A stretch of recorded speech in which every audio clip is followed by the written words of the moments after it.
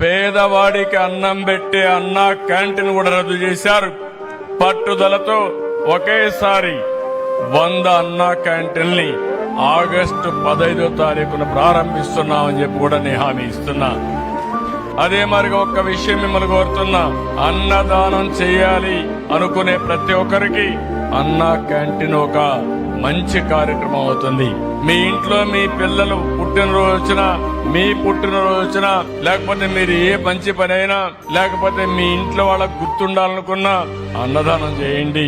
అన్ని దానాలలో అన్నదానం అన్నింటికంటే ముఖ్యమైంది, పుణ్యం వస్తుంది. నేను ఒకటే ఆలోచిస్తున్నాను, ఎన్టీ రామారావు గారు తిరుమల తిరుపతి దేవస్థానంలో అన్నదానం కోసం ఒక కార్యక్రమాన్ని పెట్టాడు.